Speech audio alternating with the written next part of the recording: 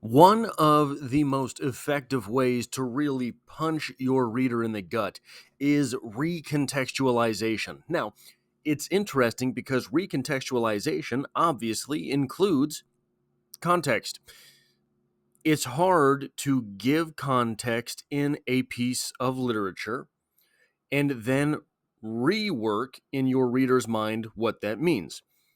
It's nearly impossible in a poem. So if you're going to write a poem that is recontextualizing something, what you have to do is tap in to something that already has context in the reader's mind, something that is so nearly universal that it is going to strike your reader as true immediately. And then the hard work is really on. That is what we have today in a poem called Those Winter Sundays by Robert Hayden. Welcome to Strip Coverlet, where we squeeze the bigger picture out of literature. I'm Adrian Ford, and we are here for another poetry discussion, which will appear in the poetry discussion playlist here on the channel. Today's poem is called Those Winter Sundays, and I will be bringing in another poem, ironically, for context. The poem in question itself reads as such.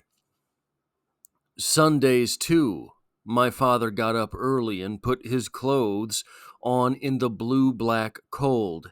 Then, with cracked hands that ached from labor in the weekday, weather-made banked fires blaze. No one ever thanked him. I'd wake and hear the cold splintering, breaking.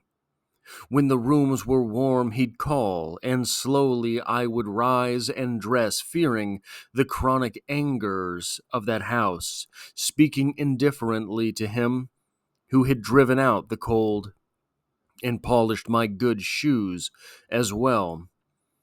What did I know? What did I know of love's austere and lonely offices?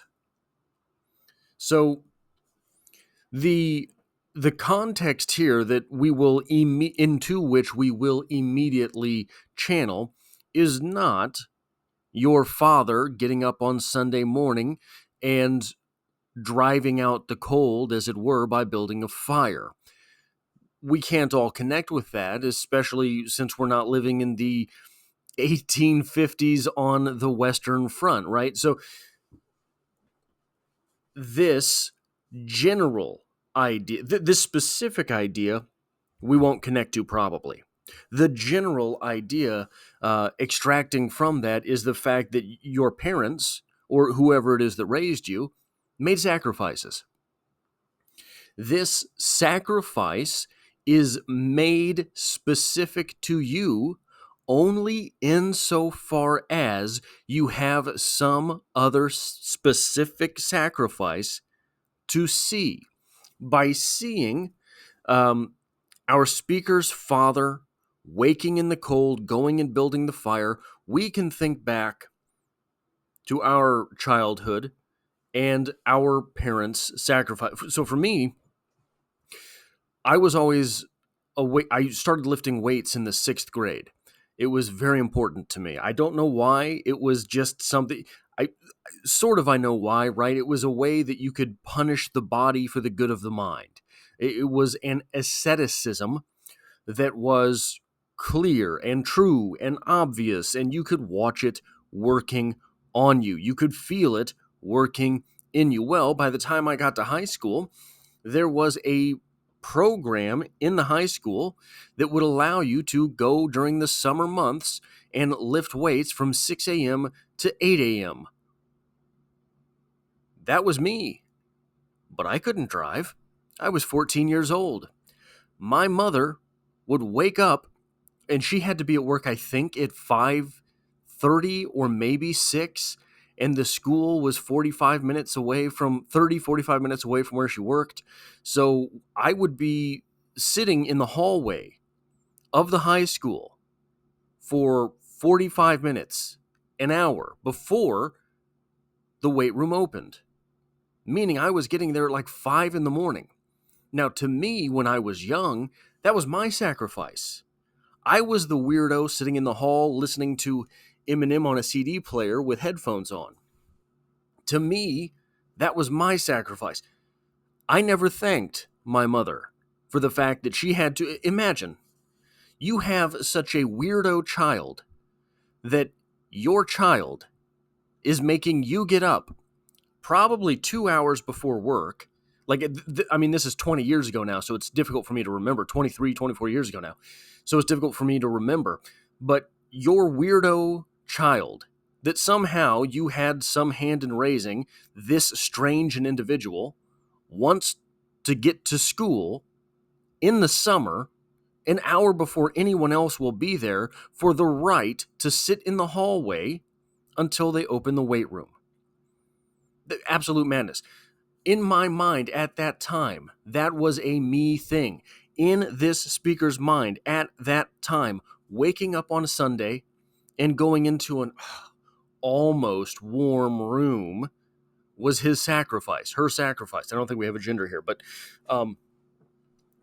it is only later that there is recontextualization of this event going on in the speaker's mind. Now, I have another poem, ironically about a father, that I think is going to shed a little bit further light on this subject, because this is one in which recontextualization happens on however it is that you're reading the poem. So in this poem, it's explicit, right? We get this line here, speaking indifferently to him, which now we know probably we shouldn't have. We get this ending couplet. What did I know of love's austere and lonely offices? That is offering recontextualization. Here we have My Papa's Waltz by Theodore Rothke. The whiskey on your breath could make a small boy dizzy, but I hung on like death, such waltzing was not easy.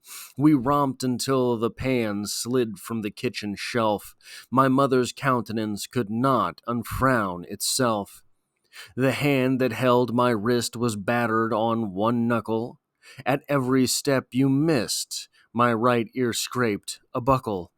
You beat time on my head with palm caked hard by dirt, then waltzed me off to bed, still clinging to your shirt.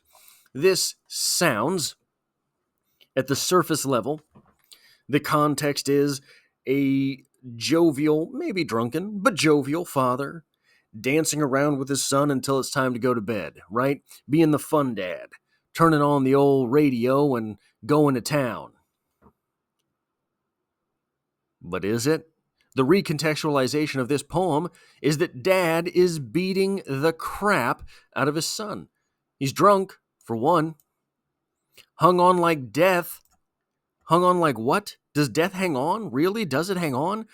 Unless you're hanging on to ward off death, because if you're hanging on to someone, it's very hard for them to strike you. Such waltzing was not easy. Wouldn't it be easy if this was just your dad being the fun guy before bed?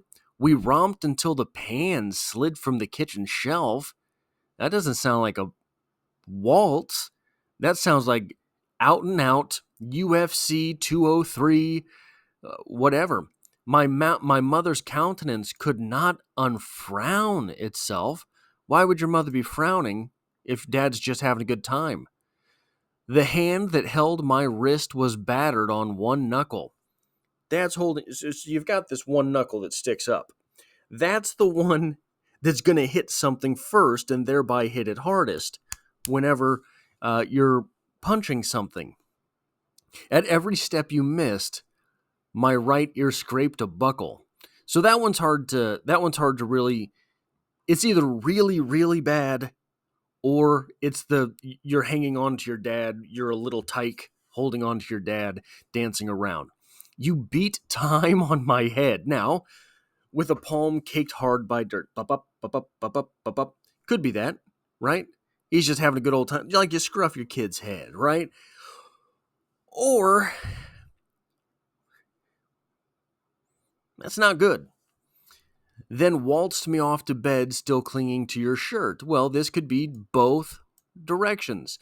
If your father and you if you and your father are having a good old time, Why would you want to go to bed? You're going to cling to him and say, don't make me go to bed yet, Dad. Give me one more hour. Or you are begging for your dear life, and your father just puts you down in bed and says, shut up, go to sleep, right? So this is a recontextualization that happens within the poem. Now, here's a question. Why do relationships with fathers apparently need so much recontextualization through poetry? Well, maybe it's because the individual in question is a poet. Not, how should I say, not the most traditionally masculine way to pass your time, not the traditionally most masculine hobby to have. Your father is oftentimes in parental relationships, the father, don't make me call your father, right? Your father is a threat. The father does not necessarily have a good relationship with the child. I mean, this isn't a me thing. This is an all over thing, all the time thing. This is maybe part of what's contributing to the fact that so many people are growing up without fathers. That role is not going to be a fun one to have. Being the authoritarian, being the one that has to lay down the discipline, all of these things, of course, the child is not going to like you. The child doesn't want to be disciplined. And it is only once that individual gets later in life that they realize, oh, my father didn't hate me. He just knew that if I do X, Y, and Z, those things are going to have compounding ramifications later in life.